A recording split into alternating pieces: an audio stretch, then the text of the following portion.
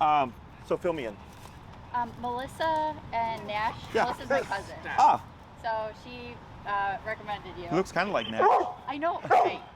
Must be cousins. So what I'm gonna have you do is go ahead and pull him into your side, and you're gonna pull up on your leash, and you're gonna press down on his butt, just like that, okay?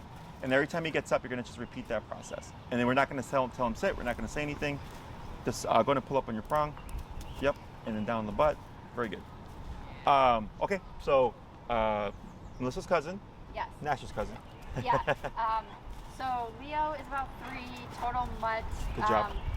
He's kind of acting weird now, attention-wise, but he's generally a good dog. We're just pulls a lot. He gets really excited when people come over. Can't seem to settle down. So, and yes, essentially Melissa said your training was the best thing she ever did. Nice. So like leash reactivity, anything like that? No, he's super social, loves other dogs. When we used to live in the South Loop, would take him to the dog park. Yep. All the time, and he did okay, and then he got bit in the eye. Can you whip him around? You got it. There, you almost up. Yep, you got it. Very good. And now I think like when there's multiple dogs around, he just gets stressed out, and his mohawk gets up, and he's okay, and he doesn't really get into it much with other dogs ever. We take him 6 or 7 miles a day, so he gets a lot of exercise. Wow. Yeah. That's good. Yeah. Excellent. And that's even there in the wintertime? Nice. Very good. Doesn't seem to mind much. Oh, really? He likes being the center of attention, like when people are talking, and that's when he does his barking like he is now. Yeah, demanding attention and stuff. I gotcha. Cool. Anything else? Get something about the bed, fun. Oh, he gets like, we had him sleeping on our bed for a while, and then when we try to move him around, he gets really reactive. So now we're putting him in his bed at night. But yeah, other than that. And when you say really reactive, is he like growling? Is he barking at you? You can tell it's like he views us as his equal. He's not going to give up his bed in that moment. So. I gotcha. Okay, cool. So territorial a little bit. Yeah. Anywhere else that he does that?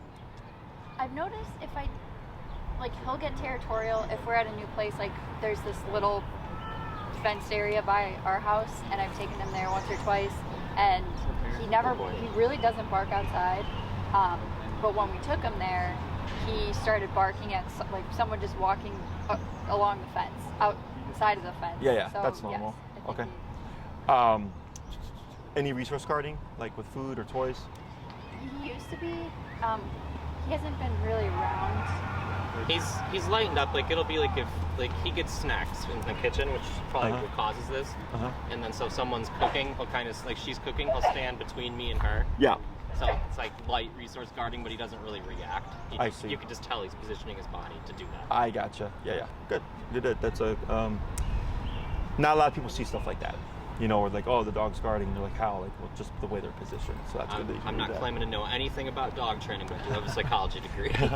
Well, also, like when Matt comes out, usually Leo's with me in the kitchen working, Yeah. and then every time Matt comes out, I don't know if it's out of excitement, but he gets like protective over me. Like he'll bark, get up. Okay. And then when he's really excited, he goes every time. He always goes to grab a toy. Yeah. He redirects it. I gotcha. Yeah. Okay. And I'm sorry. You said this triggers when? Like we'll both be working from home, Yep. and I'm in the second bedroom with his so office. every time Matt comes out of his office. Okay. So it'll be like a couple hours, so maybe surprised to see me. I see. That's his reaction. Okay, and then he'll go grab a toy and okay, gotcha. Yeah. Anything else? Not that I can think of. Okay. No. Seems pretty standard. Here, this we would call overstimulation. It's the brain's inability to relax or settle down. We can relax. You notice how he's sitting still now? Why do you think that is? Good question. I don't know. Because you told him so many times to reinforced it. Yeah, and you didn't, and I said, don't say sit, right? I said, don't say down, don't say anything. I was like, just keep doing this, right? So dogs are physical creatures. Technically, humans are physical creatures too, right? You know, we hug, we kiss, we hold hands, shake hands, hug. If we get into a disagreement and escalates, it may become physically confrontational, right? Same thing for dogs, but dogs jump to physicality immediately. Okay, so like this is a dog bite. This was a dog that didn't want to go in a kennel. There was no conversation. The dog didn't warn me, say, hey, I've never been in a kennel before, you know, blah, blah, blah. The dog's just like, I'm not going in, I'm gonna bite you, and that was the end of that conversation, right? Here, good job, you have 2 points of physicality. What are your 2 points? That he's right next to his you. butt and my neck. Physicality in the sense of physical touch. That he's touching me, or That you were just doing right now. on my hand to his butt. Uh-huh. And his neck. And the prong. Yeah. Correct. You have 2 points of physicality. Okay. So right now, when you pull up on that prong collar, it's like a dog biting him. Okay. That's why it looks the way it looks, meant to mimic a dog bite. So you're going, I need you to do something. The hand is to guide the butt, what to do. And the moment he does it, you let it go. And he goes, okay. When I feel this, I'm supposed to be doing. exactly. The reason why we don't say sit here is because sit is obedience. It is physical. It's a mechanic. Put your butt down. But he can still be like this. Right? He can still be escalated. He's just in a sitting position. When we do it this way, it's calming. It's relax, right? I don't care that you sit, I just care that you relax. Okay, that's the difference in the conversation here. Because a lot of people will tell their dog to sit, and the dog will keep getting up. I'm like, Jesse, why does my dog keep getting up? I'm like, because you're saying sit. And the dog is escalated right now. At some point, the sit bears no meaning. The dog is, I need to do something. But here you're saying not only sit, be relaxed. We're not doing anything right now. We understand we're in a stimulating environment, which this isn't even as busy as Oz Park gets. This is like a 3 out of 10, right? Be passive. We're just having a conversation. Match the energy, right? Earlier, when you're doing it, he yipped. He spowed around. You did a good job. You just kept with it. He jumped up, hey, and then you pushed him through it. And that's actually the turning point when he starts to relax more. Did you notice that? Okay. Yeah. Yeah. I've been reading dogs for 12 years, so like I'm really good at this. Yeah, so what happens is you're asserting yourself and saying you're not gonna do this right now, right? But he's not used to you asserting yourself, so we get frustration, right? So that vocalization wasn't pain, it's I wanna do something. And then the jumping on you was like, hey, come on, I wanna do something. And you're like, no, this is what we're doing right now, up, right? And then once you work through that, he's like, okay, well, I guess I'm not gonna get my way. It's like a kid throwing a tantrum, right? If you're like, fine, here you go. Now the kid has just learned, if I throw a tantrum, I will get what I want, right? Me growing up, if I threw a tantrum, it was, I want to take you in the car and get spanked. I'm like, okay, no more tantrum, we're good, okay? So same thing for your dog. Is that making sense? Yeah, definitely. So we don't need to be mean, we don't need to be loud, we don't need to be overly aggressive. We need just to be assertive and direct and consistent, okay? All of that is what's gonna start to change things, okay? Now this is just with the tool that you have. Prong collar is a great tool. The issue with prong collar is that once you remove the leash, the dog now knows you don't have that control anymore. We have the e-collar. Melissa told me to. Excellent, yeah. Tomorrow. So, with the prong collar, it's a great tool. Requires a little bit more technical skill. With the remote collar, it's the same concept. Pressure on when we need the dog to do something. Pressure off once they comply. It's the way the pressure is being applied that changes. Okay. So the e-collar, as you know, is a muscle stimulator. So when the dog, when they feel it, they're like, okay, I need to do something. And when they give me what I'm looking for, it would disappear. So it's my way of biting them at the press of a button, as well as being able to bite them off leash. Does that make sense? Question on any of that stuff? No, it makes sense. No. So with the behaviors that you're dealing with, overstimulation typically comes from a lack of structure, and structure that the dog understands. Okay, so our form of structure is typically like, put the dog in timeout, put them in a cage, ignore them. I walk my dog 3 times a day. That's usually structure that a human thinks of. Whereas structure for a dog is, if I do this, will there be consequence? And will there be physical consequence? Does that make sense? Yep. So once we start to apply regular physical consequence that he understands and respects and adheres to, things start to change. So like that dog you just saw me training with right now, very leash reactive. So when he first started, this guy came with a Newfoundland. Newfoundland became reactive. They became reactive, like a foot away from each other. And then by the end of class, he was good. His reactivity went from to just huffing his cheeks. Okay, because we had disciplined him so many times during the session. He's like, okay, something's changed now. So now I have to think about my behavior. Okay, and then we started also to apply consequence for the behavior itself. So in the beginning, what we want to see is, what does regular structure fix? Okay, so most people walk their dogs 3 times a day, 7 days a week. So that's 3 times a day, 7 days a week that you would practice the structure, right? So when Melissa takes Nash for a heel, right, for a walk, the reason why the heel is important is most people tend to let the dog do what they want, right? Sniff, pee, poop, whatever, do their thing. So the dog becomes a I do what I want when I want kind of dog. That's Leo. Yes. When we apply structure, when we apply, you're in the heel, and you're gonna walk at my side for the next 30 minutes, right? For the next 30 minutes, and then I may give you permission to go play. Now we have a dog that's obedient, right? And he's waiting for permission to do what he wants.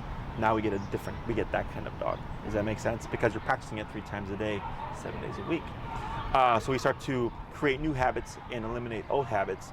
And then a lot of the stuff that people usually deal with, chewing, barking, frustration barking, demand barking, sometimes territorial stuff, will also go away because the dog's like, okay, I'm no longer head dog of the household. Exactly. Now you guys are above me because you're biting me for things.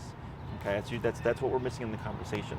Does that make sense? Mm-hmm. Now, there's a possibility, and it's probably more likely, like the territorial behavior of like Matt walking in, not going away. Okay, if it is truly territorial. If it is overstimulation, meaning he may look relaxed, but he's not relaxed. The brain is still going. That when Matt enters the room, since the brain is going, it just jumps from there. Mm-hmm. Does that make sense? If the dog is in a passive state and is not territorial, Matt would walk in, he's like, oh, hey, Dad, and then he's fine. Does that make sense? Because when the dog is passive, they have to build from 0. But if a dog is overstimulated, they're already at a 5 to 6. The brain is already in that mindset, and it's easily going to jump to the next thing. If it is truly territorial behavior, which is instinctual, even if he's passive, when Matt enters the room, this is not a planned thing. It's reactive. He's reacting to the moment. So he's like, I'm in this relaxed space. Dad walks in, instinct turns on. That's I think what it is, because he'll be like sleeping, like and then he'll just hear Matt come in, mm-hmm. and then you could see him realize, oh, it's my dad. It's you, yeah, sure. So that we'll see what happens. So the way this usually plays out is we have the first class, right? Like this couple just did. I give them the baseline structure, and I'll tell them rinse and repeat for the next week. Rinse and repeat for the next week, 3 times a day, 7 days, right? They come back the following week, and I go, what did you notice? And a lot of people are like, my dog was a lot calmer this week. You know, Matt walked into the room 20 times this week, and he only blew up 2 times. Right? I go, okay, cool. We're seeing this dramatic just dip in behaviors that we have problems with, because now we have formal structure in the dog's head. And then it's just a matter of keeping that structure. So I'm not a fan of the word training with dog training, because it implies at some point everything is done, right? So as a human, you could have a job, they could send you off for training, you would learn that skill, and you would come back and proactively apply that skill for your job, right? Dogs don't do that. He doesn't think, oh, now that I have structure and discipline, this and that, I'm going to just be a good dog now, right?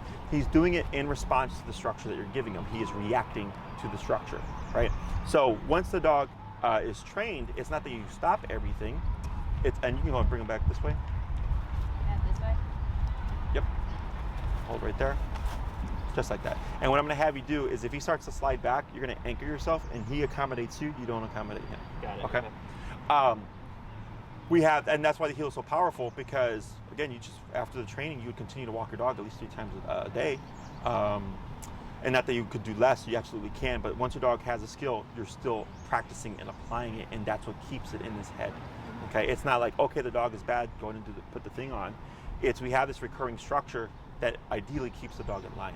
Okay, so as humans, we're aware. We know that there are laws. We know that there are judges, prisons, cops, jails, tickets, fees, fines, all that stuff, right? That's what keeps society in check. For the dog, it's the same thing, but he's not ever going to become self-aware in the sense where he's like, oh, there's all this structure, I'm going to be a good citizen. Forever, right? Exactly. He's the tools and the training. Exactly. Every time that you walk him, he's like, okay, rules are still in play. And then let's say one day you decide, you know what, we're not going to do this anymore. We're not going to reinforce the training anymore. He's now going to learn the new structure, and he's going to go, hey, there are no more rules anymore. And he's going to start to regress back to the dog that he was before. Okay?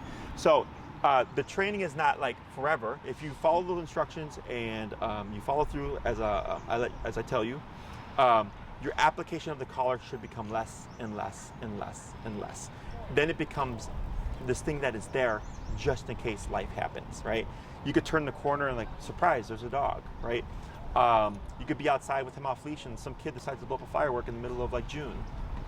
Yeah, the other thing I didn't tell you was a week or 2 ago, he saw a goose and we were by the lake and he went pretty much onto the Lakeshore Drive exit. So then I was like, oh my God. So prey drive, sure. Yeah.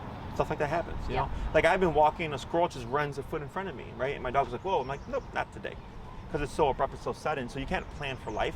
So with the remote collar, ideally, if you follow the instructions as you're supposed to, the application becomes far less, and it's really just there in case something happens. If he's a good dog inside the house, we don't need it. Almost always clients will use it outside the house because if their dog's going to be off leash, there's more risk involved, and or we can't account for everything that would happen. Right. So it allows you to regain control even in situations where you may have lost control. One question. So yeah, we do take him several miles a day. So if I run with him, so is it the same process? Like if I'm running, we're running, and then I either give him the freedom to go sniff and pee and poop, that type of. You is can. That how it works? Yep, you can. A dog can run in the heel. If you're running and you don't care to put them in the heel, that's also fine. So what's nice about the obedience stuff is it only matters when you say it. So if I don't say heel, my dogs are free to be dogs. They can sniff, pee, poop, roll around, have a cigarette, whatever. They're on their own time. Means, okay, now we're Now it's side here. and go. Now you're expected to do this. Okay. So by having that on and off switch, and if he lays down because he's more relaxed, you can let it go. Earlier when he tried to lay down, it was a different energy. Did you notice that? Yeah. He was like rolling on his back and stuff because he didn't want to do it. But now that he's more passive, he's like, all right, well, if we're going to be here for a while, I'm going to go into more of a resting state. The reason why I allow it is because we didn't say sit. If you would have said sit, that's different. Sit is concrete. There is no exception of but you put your butt down. But because we didn't say sit, we really just said relax. And he's like, all right, well, if we're going to relax, I want to be more relaxed. I'm going to lay down. You're gonna relax. yeah. Exactly, okay? Because it's uncomfortable for a dog to sit for an extended period of time. So if his energy is passive, I'll let it go. If I start to see like he's whining because that dog's whining, but if his energy were to escalate and you're like, okay, this is becoming too much, you would prop him Get him back up back into up. the sitting position, correct? Okay? Other questions? None right now. What collar did you pick up? Pet Pays. It starts with a P. I can find it for you. My colleague actually told me to get it, and it has like a alert, and then a buzz, or like a stimulator, and then like it escalates. But she said she and her sister like the buzz, that you can alert it without actually buzzing it. It is called this guy.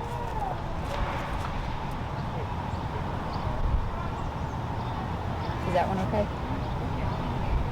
No. No. So one, we only train at the Dogtra brand, but these e-collars here are what I would call more along the lines of a shock. Okay. So I'll explain. You guys ever had a stim therapy or a TENS unit? Have you? Yeah. Where the muscle stimulator? Yeah. So that's what an e-collar should be. It's a muscle stimulator. Okay. The cheaper models, like there's going to be a difference. The one that I would recommend for you is going to be anywhere between $270 and $325-ish.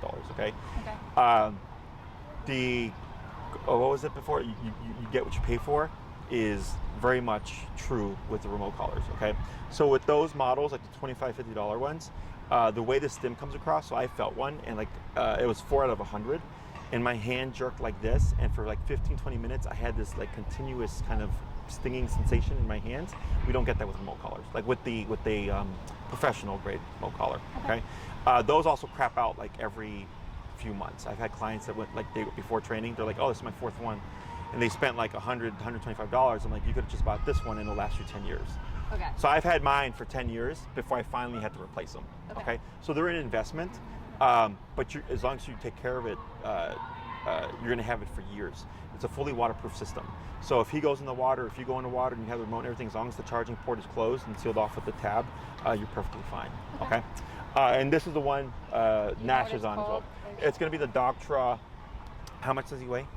65 pounds. 65. I'm going to give you 2 options, and then Maria will send these to you as well.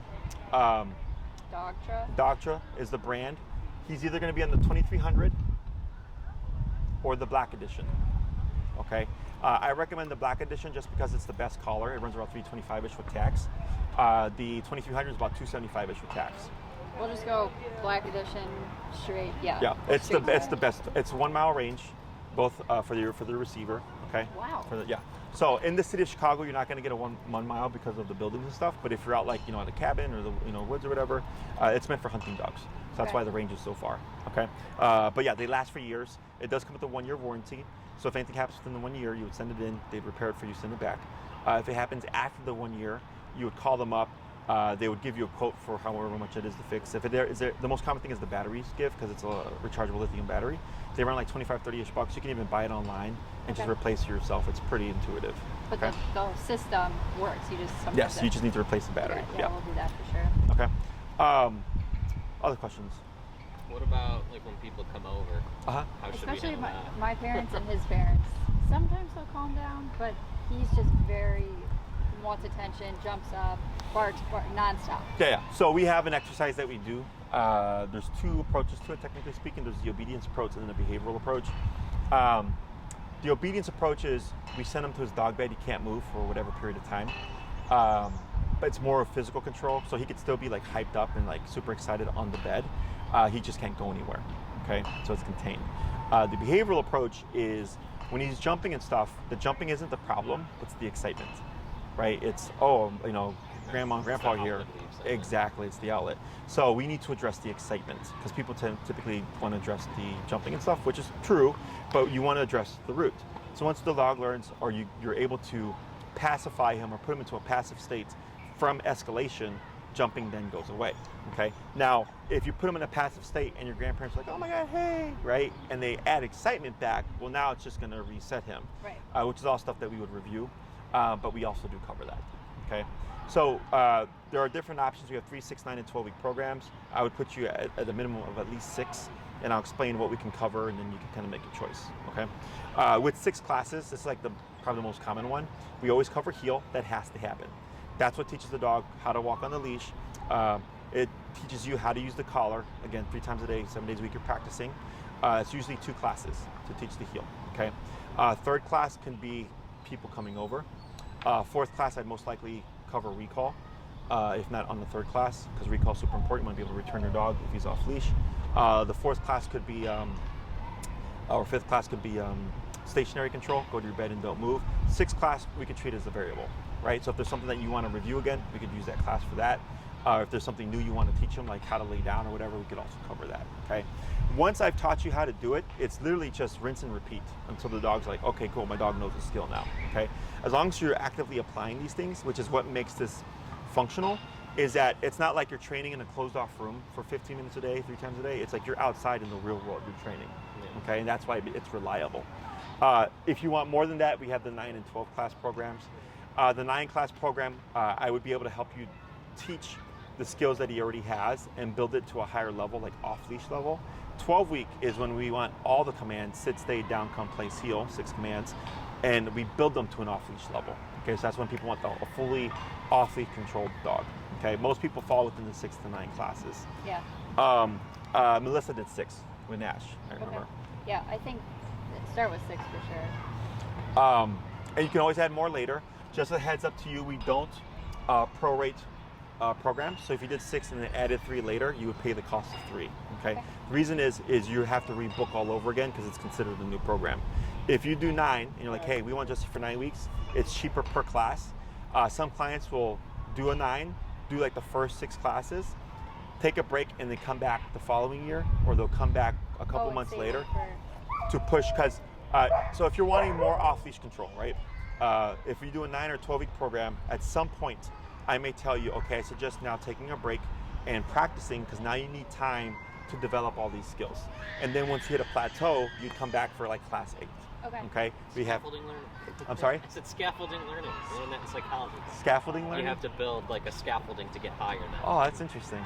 They're reinforcement. You know? Sure, yeah. Well, that's what we do. With the dog. Yeah, because you need time to make mistakes, teach the skill. Once you hit like, okay, this is as far as we think we can go, we need help here, I come back, I build, take you to the next step of the scaffold. Exactly. Yeah. Okay. Okay. Yeah. And you know and you don't have to. Some clients are like, I want to do week to week to week to week. We go, fine. But if other clients are like, we want to make sure we get our dog to this level, then they'll do that approach. I think we'll probably end up with a 9. Just yeah, and you can talk it over. The, You know, make a decision. And if you did 6 and you at 5, you're like, hey Jesse, this is great. Can we like just pocket that last one? I go, absolutely. they don't go anywhere. The classes, if you're in the contract, you'll read that they expire. That happens when clients just fall off the map. Like we get clients that are just like, they're not responding, they're difficult to get a hold of and all that stuff. We're like, okay, we're putting a lot of time into you, you're clearly not interested, whatever, right?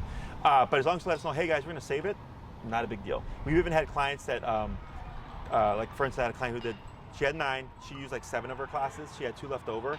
Everything's been great the past couple of years, and she's a regular boarding client. So then I was like, well, if you're not gonna use them, just convert them to boarding credit, and then you can just apply it on your next invoice or whatever. And then that's what she did. Because I don't like when people have things there, you know? So I'll give them the option of being able to apply it to a service, and then sometimes they do it, and sometimes they're just like, no, I'm gonna keep this, you know, because in 5 years if something happens, I know I have it. I'm sure. Yeah. Okay. Other questions?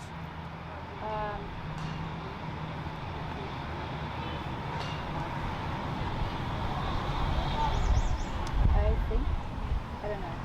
Yeah, I'm just trying to think if there's anything we didn't cover. What are the most common ones you get? Well, one is when does e-collar go away? And in my book, it doesn't, at least not when you need it, right? This is based off opportunistic behavior. I'm assuming you know that as well. Yeah. Yeah. So opportunistic behavior. Will always be there. Yeah. Oh, so like, if he knows he doesn't. So does, like for Nash, for example, does he always have his e-collar on? When I'm pretty sure when she's outside with them, yes. But at home, maybe not? Correct. Okay. So like, let's say, when you need it, you have it. This is how I describe it, right? So if he's gonna be off leash, you have it, right? If you're gonna go in for a walk, you have it. When guests come over, it's like, okay, we know he's a spaz for the first 15 minutes, we have it. In that context, it's different for each client. Some clients get to a point where they don't need it when guests come over.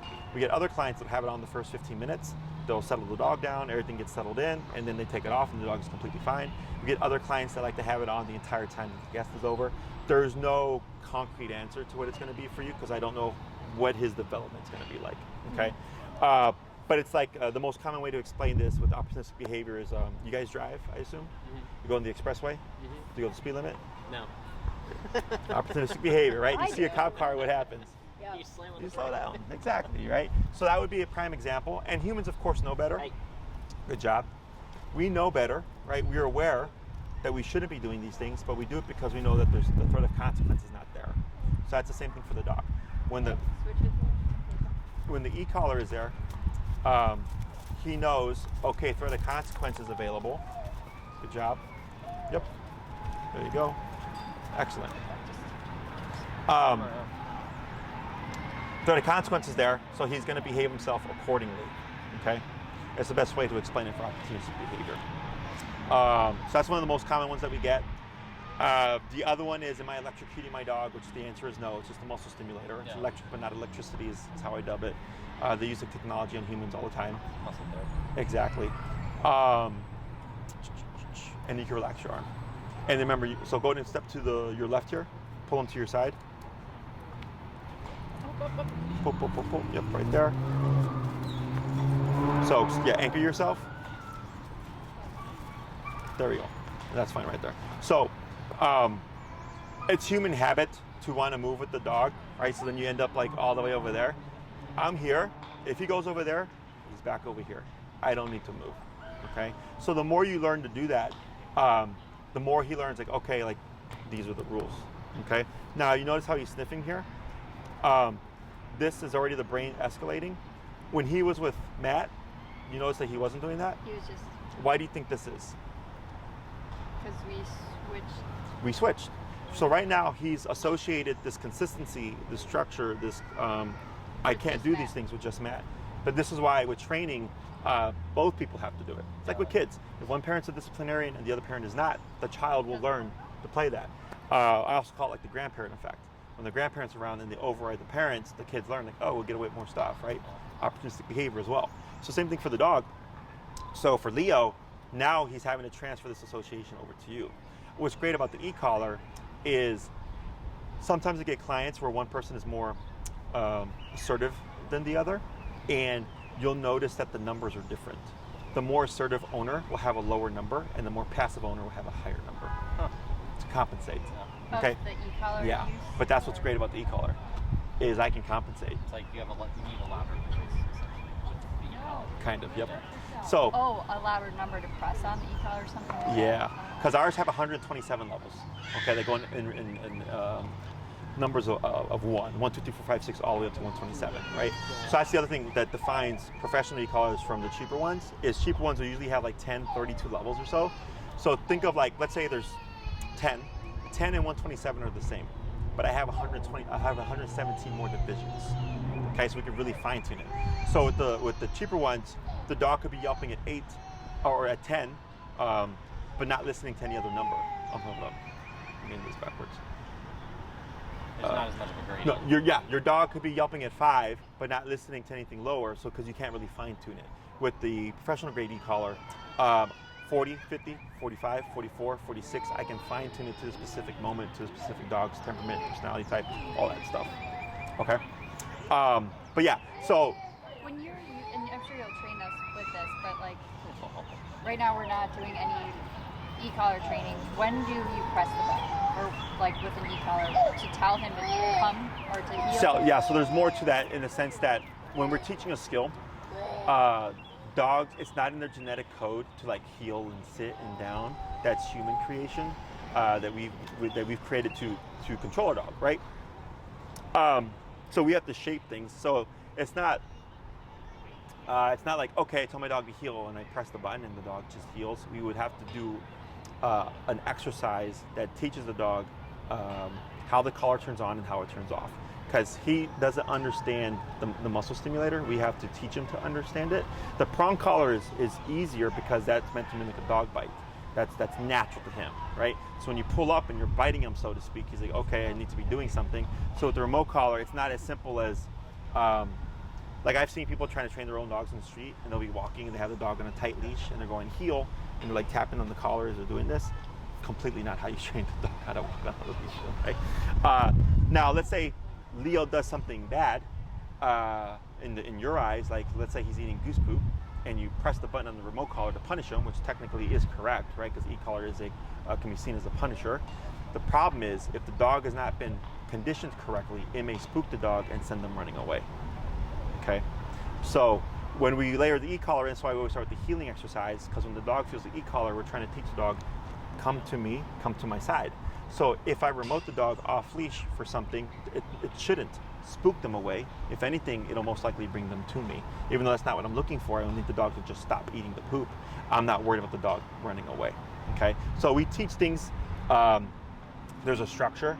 So by the time we get to stuff like that, if he's off leash and we need to correct them, we're not so worried about, am I gonna send my dog running away from this? Because we never want the dog to run from the e-collar, right? Because that's the one thing that's supposed to bring him to you when he's off leash, okay? Other questions?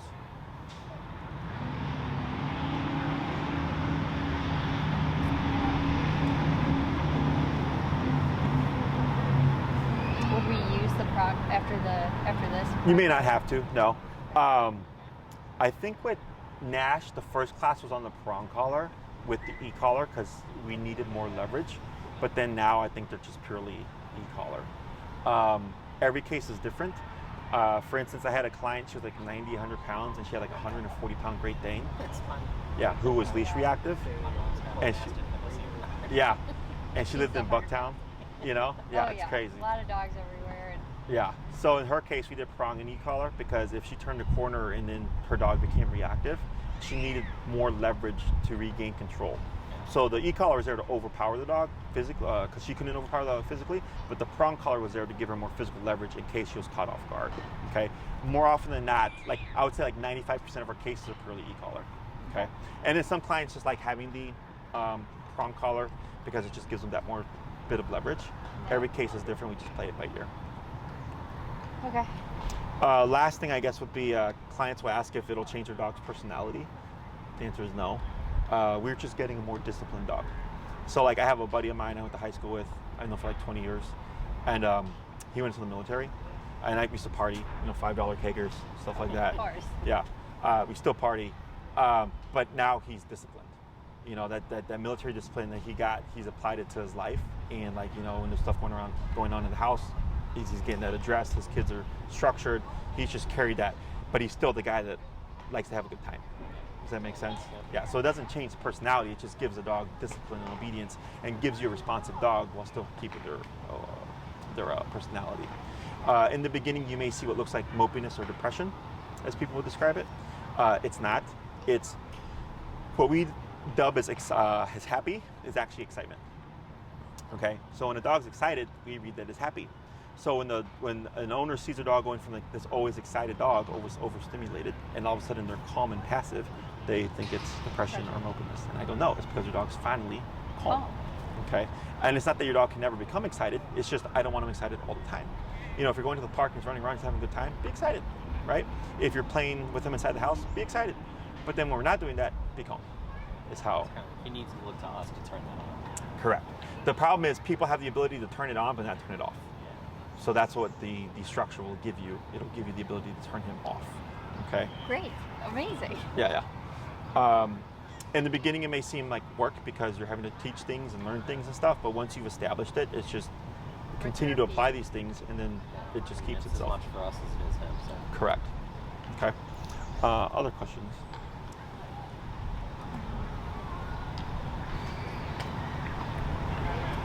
Are there things not like at home that we shouldn't be doing? Like Matt wrestles with him, plays with him, we play catch.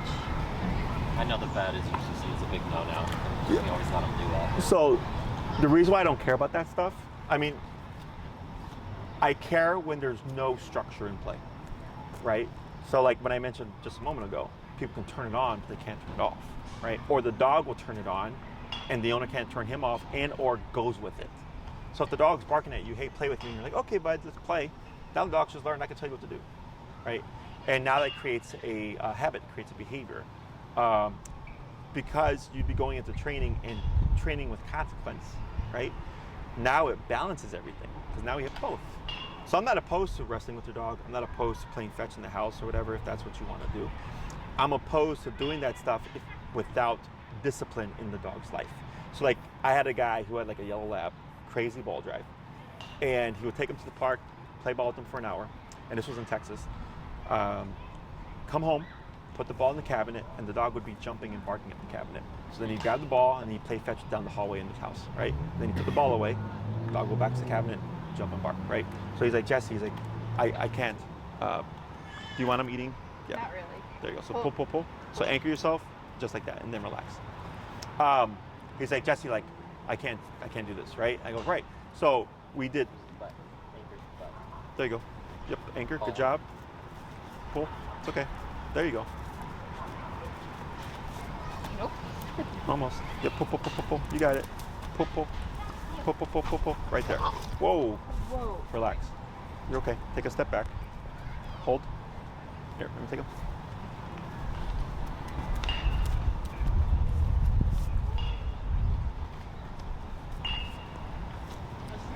There. So a couple of things so you know is, what were you doing? You're going over him from the front. Okay. So now that becomes very overly dominant, right? Because you're standing over him. And when you were pulling, this is the drawback to prong collar, okay? Is you're having to overcompensate to control him. Okay, you're smaller. So you keep repeating this, we're getting frustrated, he's getting frustrated, and you're putting yourself over him, so then he wants to set a boundary on you. Okay, so dogs are physical creatures. Don't take this personally, okay? Don't worry, like, am I making my dog aggressive to myself? The way we approach things can make things worse. Okay, just like with humans, right? If someone is in a bad mood and I approach them the wrong way, what may happen? They'll react. Exactly, right? And then if I react the wrong way, now we have an escalation. Does that make sense? So here, you're trying to pull him. He kept whipping away from you. You can't tell me what to do, right? You're trying to assert yourself. And in the way you're positioning yourself, you're directly over him. And he's going, okay, this is becoming too much. I need to set a boundary. Here it is. Okay? So then I go, all right, take a step back. I'm going to control him. And then I didn't put myself over him. I just whipped him around and then pulled him right here. Okay? So with remote collar, the other pro to it is that it's less confrontational, because the dog does not understand. Like this is confrontational in the sense that he knows it's me pulling the leash. Okay, with the remote collar, he doesn't know who's pressing the button. Does that make sense? Yep. So like, or like, let's say I come into a situation, he decides to be defensive, and I hit him on the remote collar. He doesn't know it's coming from me. Now, there's pros and cons to this. The pro to this is because it is coming from me, is he'll respect me more because it's personal. The con and pro to e-collar is that it's not personal, but that's also a con. Does that make sense? Makes it delays kind of the association of respect to us. Exactly. So it's like a third party thing, right? That's why if the dog doesn't have the collar on, it's the cop on the collar effect, remember? So same thing here. Is that making sense? Yep. So this is good that we saw that, because now we know, okay, this guy has limitations. When you're trying to bring them to your side, what have you, what I would do is make it a step easier and go, okay, I'm not going to care too much that you're here, but I'm just going to care that you're relaxed and sitting right there. Does that make sense?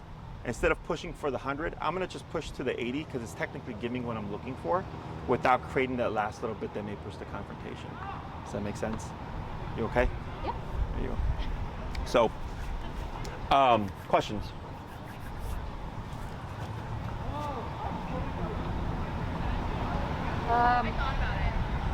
Eating sticks.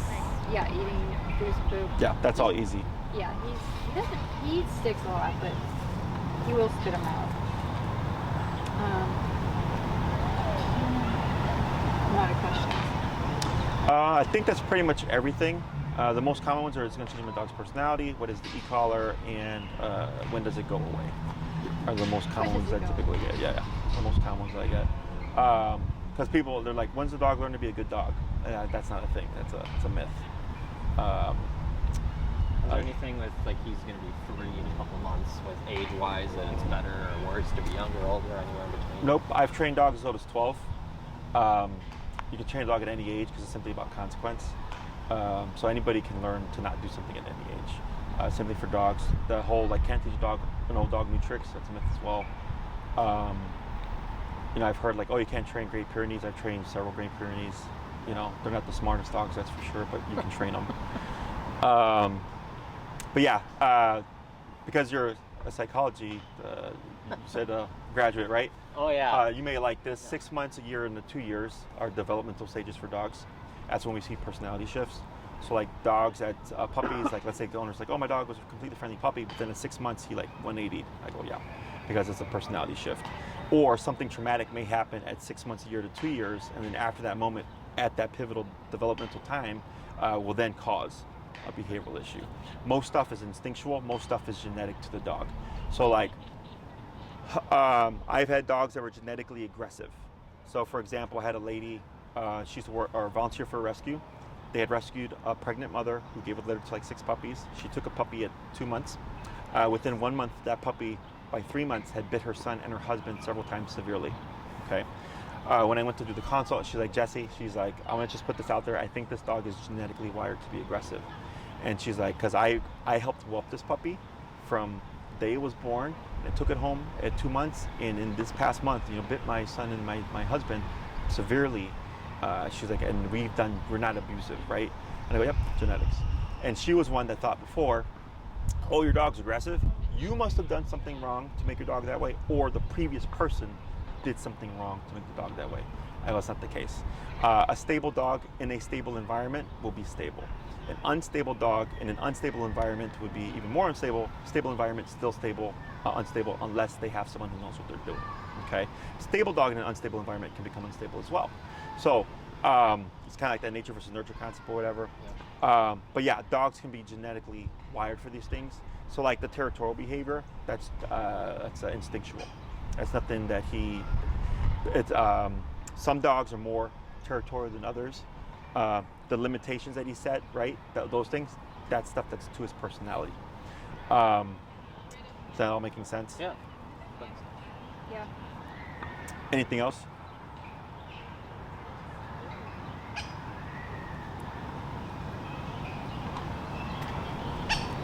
Nope. Yeah, nothing I can think of.